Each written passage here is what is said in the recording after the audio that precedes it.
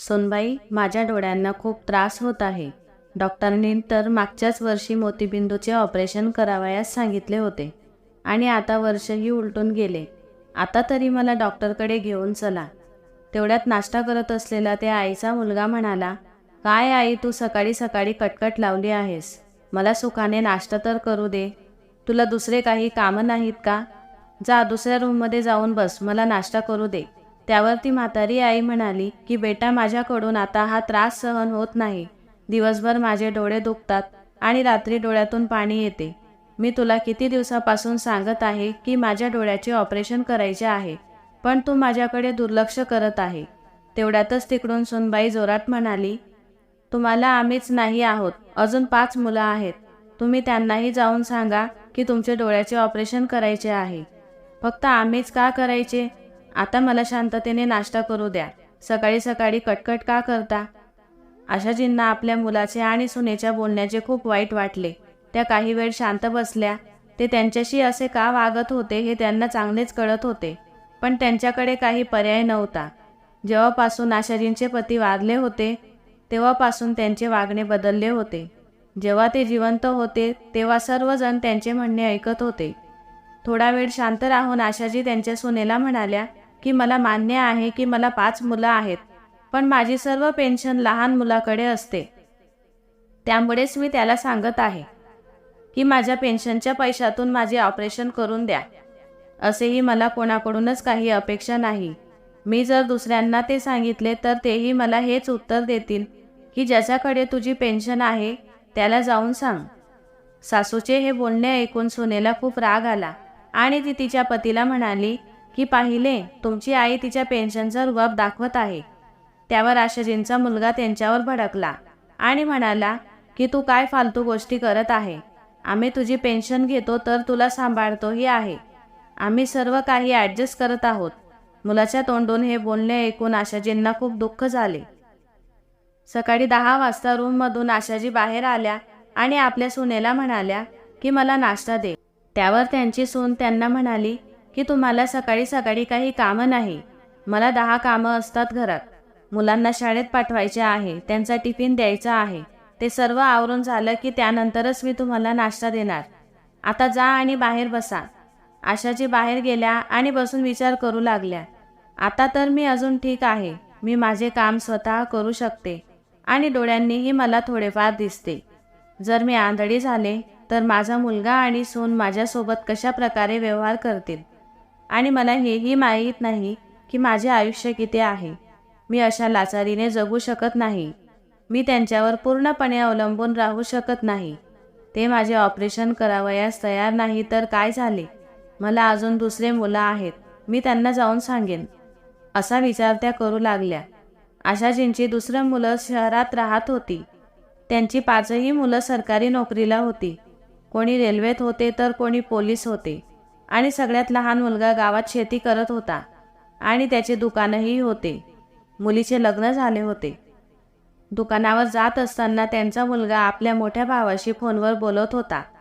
तेव्हा आशाजींनी त्याला विचारले, बेटा, तू कोणाशी बोलत आहे? मलाही तुझ्या भावांशी बोलायचे आहे. हे ऐकताच त्यांची सून त्यांना मागून ओरडली की तुम्हाला किती वेळा सांगितले आहे की कोणी जात असेल तर मागून टोकू नका. एवढे वय झाले तरीही तुम्हाला काही कळत नाही. खूप विनवण्या केल्यानंतर त्यांच्या मुलाने त्यांना फोन दिला आणि त्या आपल्या मुलाशी बोलू लागल्या. त्या त्याला म्हणाल्या की बेटा, तू खूप दिवसापासून घरी आला नाही. त्यावर तो म्हणाला की मी मागच्या महिन्यातच तर येऊन गेलो. आता मला सुट्टी नाही आणि काय काम आहे? मी ड्युटीवर जात आहे. मला वेळ नाही. लवकर फोन ठेव. बेटा, फोन ठेवू नकोस. माझे बोलणे ऐक. माझ्या डोळ्यांना खूप त्रास होत आहे. मला ऑपरेशन करायचे आहे. त्यावर त्यांचा मुलगा त्यांना म्हणाला की आई, तुला दुसरे काही बोलता येत नाही का? फोन ठेव. आशाजींनी खूप अपेक्षेने आपल्या 5व्या मुलाला फोन केला होता, पण त्याने असे बोलून फोन ठेवून दिला. बराच वेळ लढून झाल्यानंतर डोळे पुसून त्या घरात आल्या आणि आपल्या सुनेला म्हणाल्या की आता तरी मला नाश्ता दे. त्यावर ती म्हणाली की सर्व काही संपले आहे. मी आता स्वयंपाक करायला जात आहे. आता तुम्ही जेवणच करा. एवढे बोलून त्यांची सून अंघोळीला निघून गेली. आशाजींना खूप भूक लागली होती. त्यामुळे त्या किचनमध्ये खाण्यासाठी काहीतरी शोधू लागल्या, पण त्यांना काहीच मिळाले नाही. खाली मान घालून त्या पुन्हा अंगणात जाऊन बसल्या. समोर दुकानात असलेला मुलगा त्यांना म्हणाला, "काय झाले काकू, आज एवढ्या लवकर नाश्ता झाला का?" त्यावर त्या काहीच बोलल्या नाही. तो मुलगा समजून गेला आणि त्यांच्यासाठी बिस्किटचा पुडा घेऊन आला. तेव्हा आशाजी त्या मुलाला म्हणाल्या की बेटा, माझ्याकडे तुला द्यायला पैसे नाहीत. मुलगा म्हणाला, काकांचे माझ्यावर खूप उपकार आहेत, त्यामुळे मी पैसे घेणार नाही. आशाजींनी तो बिस्किटचा पुडा पाण्यात बुडवून खाल्ला. त्या मुलाने त्यांना विचारले की काकू, तुम्हाला डोळ्यांना त्रास होत आहे का? मी आकाश दादाला म्हणालो होतो की डोळ्यांचा कॅम्प आला आहे, त्याला फक्त तुम्हाला तेथे न्यायचे आहे. तेथे लगेच तुमच्या डोळ्याचे ऑपरेशन होऊन जाईल. आशाजी विचार करू लागल्या की जेव्हा माझा हात फ्रॅक्चर झाला होता त्यावेळी माझी सून माझे कपडे धुण्यास कंटाळा करत होती, आणि जर माझे डोळे गेले तर? आशाजींची दोन्ही मोठी मुले त्यांच्या सासरवाडीत लग्नासाठी येणार होती. त्यांच्या मोठ्या सुना सख्या बहिणी होत्या, त्यामुळे आशाजींनी असा विचार केला की ते आल्यावर त्यांच्याशी बोलावे. थोड्या दिवसात जेव्हा मुलं आणि सुना घरी आल्या, त्या गप्पा करू लागल्या की भावाच्या लग्नासाठी मी 10,000चा घागरा घेतला. दुसरी म्हणाली की मी सोन्याचे कानातले घेतले. त्यावर आशाजी खुश होऊन विचार करू लागल्या, माझ्या मुलांनी एवढी प्रगती केली आहे की ते आपल्या कुटुंबाच्या सर्व इच्छा पूर्ण करू शकतील, ज्या आमच्याकडून झाल्या नाही. जेव्हा माझे मुलं लहान होते तेव्हा माझ्यावर खूप साऱ्या जबाबदाऱ्या होत्या, त्यामुळे एक साडी घेण्यासाठीही मला 100 वेळा विचार करावा लागत होता.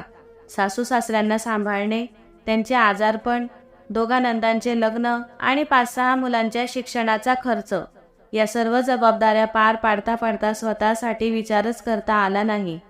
रात्री सर्वजण जेवण करत असताना आशाजी म्हणाल्या, मीही तुमच्यासोबत येणार आहे. हे ऐकून त्यांचे 2 मोठे मुलं आणि सुना शांत झाल्या, पण त्यांच्या लहान मुलाला खूप आनंद झाला. तो पटकन त्यांना म्हणाला की ठीक आहे आई, तू दादासोबत त्यांच्या घरी जा आणि तेथे चांगल्या डॉक्टरकडे तुझे ऑपरेशन करून घे.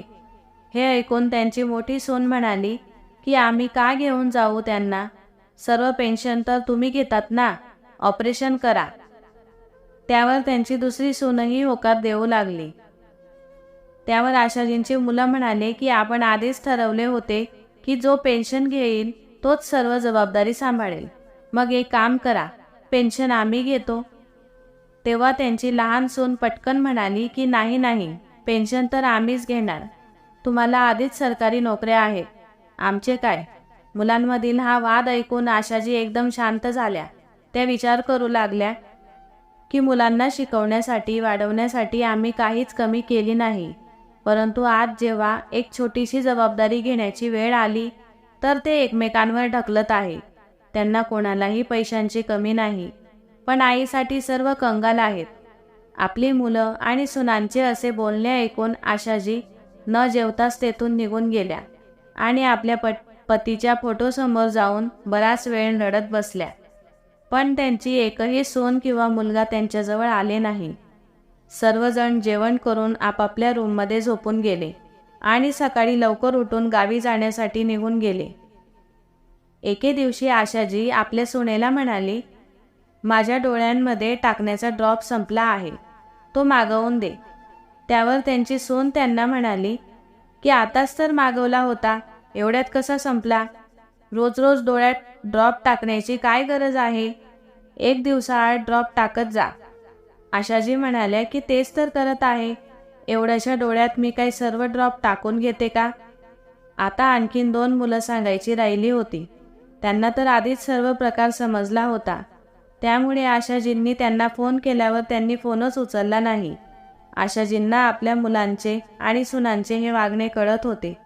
ते कशा प्रकारे त्यांना टाळत होते हा विचार करून त्या रात्रभर रडत होत्या. मुलगा झाल्यावर लोकांना खूप आनंद होतो की तो म्हातारपणात आपला सांभाळ करेल, पण असे मुलं असतील तर काय उपयोग आहे? ते आपल्या आईवडिलांचा सांभाळ करू शकत नाही. आशाजींना हे चांगलेच समजले होते की मुलांवर अवलंबून राहून त्यांचा काहीही उपयोग होणार नाही. पती गेल्यानंतर त्यांची जगण्याची इच्छाच मरून गेली आहे, पण देवाच्या पुढे कोणाचे चालते? आणि त्यांनाही माहीत नाही की त्यांचे आयुष्य किती आहे. त्यामुळे आता यापुढे त्या कुणावर अवलंबून राहू शकत नव्हत्या. म्हणून आशाजींनी स्वाभिमानाने पुढचे जीवन जगण्याचा विचार केला. सकाळी उठल्यावर आशाजींनी त्यांच्या मुलीला फोन केला. त्यावर त्यांची सून त्यांना म्हणाली की आज तर काही सण नाही किंवा उन्हाळ्याच्या सुट्ट्या नाहीत, मग तुम्ही तुमच्या मुलीला फोन करून का बोलावले आहे? ते आल्यावर घराचा खर्च वाढतो, हे तुम्हाला माहिती आहे ना? आधीच आम्ही तुमच्यावर खर्च करत आहोत. त्यावर आशाजी म्हणाल्या की तुमच्या आधी हे घर माझे आहे. मी येथे 50 वर्षे काढले आहेत. तू तर आता आली आहे. मी माझ्या मुलीला बोलवू शकत नाही का? मला कोणीही अडवू शकणार नाही. आशाजींचे बोलणे ऐकून त्यांची सून आश्चर्यचकित झाली. त्यांनी आता स्वतःला बदलायचे ठरवले होते. दुपारी त्यांची मुलगी आली आणि आईला विचारू लागली की काय झाले आहे? तू मला असे अचानक का बोलावले आहे? सर्व ठीक आहे ना?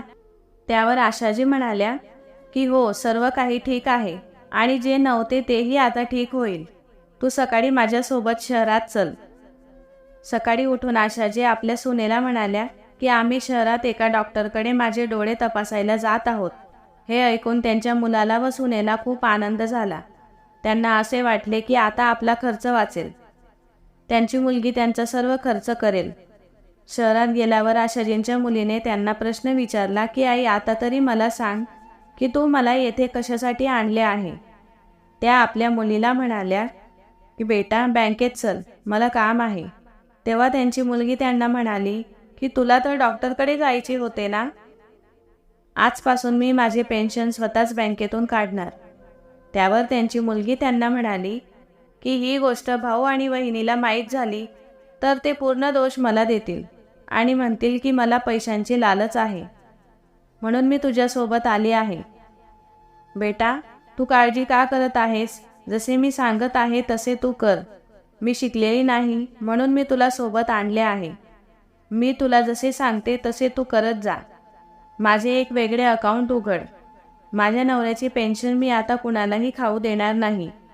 मी 5ही मुलांचे मन पाहिले आहे.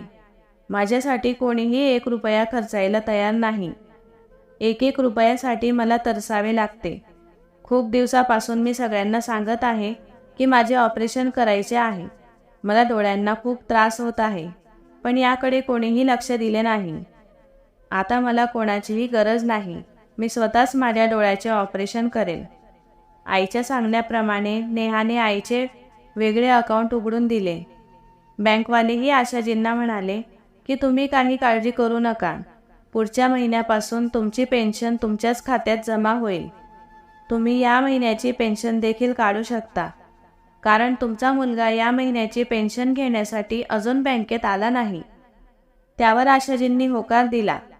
25,000 पेन्शन घेऊन आशाजी आपल्या मुलीला घेऊन डॉक्टरकडे गेल्या. डॉक्टरांनी त्यांना दुसऱ्याच दिवशी ॲडमिट होण्यास सांगितले.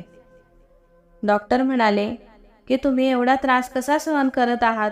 त्यानंतर त्या दोघी घरी जायला निघाल्या. रस्त्यात आशाजींनी आपल्या मुलीला सर्व हकीकत सांगितली. तेव्हा नेहाला खूप राग येत होता, कारण तिला आतापर्यंत असे वाटत होते की आपले भाऊ आणि बहिणी आपल्या आईला खूप चांगल्या प्रकारे ठेवत आहेत. घरी पोहोचल्यावर दोघेही त्यांना विचारपूस करू लागले की एवढा वेळ का झाला? डॉक्टर काय म्हणाले? त्यावर आशाजी त्यांना म्हणाल्या की डॉक्टरांनी उद्याच ॲडमिट व्हायला सांगितले आहे. तेव्हा त्यांचा मुलगा त्यांना म्हणाला की मला तर वेळ नाही. यावर रागातच नेहा आपल्या भावाला म्हणाली की तू काही काळजी करू नको. आईसोबत मी जाईल. तू मस्त घरी बसून आराम कर. एवढे बोलून त्या दोघी तेथून निघून गेल्या. दुसऱ्या दिवशी नेहा आपल्या आईला घेऊन डॉक्टरकडे गेली आणि आईच्या डोळ्याचे ऑपरेशन करून घेतले. आठवडाभरात आशाजी घरी परत आल्या, पण त्या दरम्यान एकाही मुलाने किंवा सुनेने त्यांना विचारपूस केली नाही. फॉर्मॅलिटी म्हणून फक्त एक फोन करून विचारले, पण पैशाबद्दल त्यांना कोणीही विचारले नाही. दुसऱ्या दिवशी जेव्हा लहान मुलगा बँकेत पेन्शन काढण्यासाठी गेला, तेव्हा त्याला माहीत झाले की पेन्शन तर आधीच आईने काढून घेतली आहे. हे ऐकून त्याला खूप राग आला. आता तो आपल्या आईच्या येण्याची वाट पाहत होता. हॉस्पिटलमधून घरी येताना नेहाने आपल्या आईला फळे, तूप, काजू बदाम अशा खाण्याच्या वस्तू घेतल्या. ते पाहून त्यांचा मुलगा आणि सोन यांना खूप राग आला आणि ते बोलू लागले की म्हातारपणात एवढे चांगले खाण्याची काय गरज आहे आणि पेन्शनचे पैसे अशा प्रकारे उडवले जात आहे का? तेव्हा नेहा त्यांना रागातच म्हणाली की तुम्हाला असे कोणी सांगितले की म्हातारपणात चांगले खाण्याची गरज नसते? या उलट म्हातारपणात पौष्टिक आहाराची गरज असते की जेणेकरून म्हातारी माणसं आजारी पडणार नाही आणि आपल्या सुनांचे व मुलांचे काम वाढणार नाही. आईने तर तुमच्याकडून पैसे मागितले नाही, हे सर्व काही तिने तिच्या पतीच्या पैशांनी आणले आहे, त्यामुळे तुम्हाला काय त्रास आहे?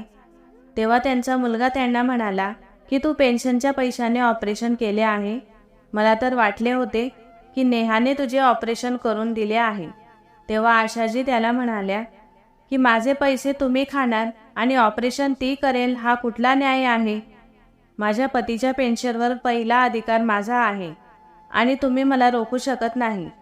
तुम्ही जर मला त्रास देण्याचा प्रयत्न केला तर मी पोलीस कंप्लेंट करेन. त्यावर त्यांची सून त्यांना म्हणाली की आता तर तुम्ही आम्हाला पैशांचा जोर दाखवत आहे, पण म्हातारपणात तुम्हाला आमचीच गरज पडणार आहे.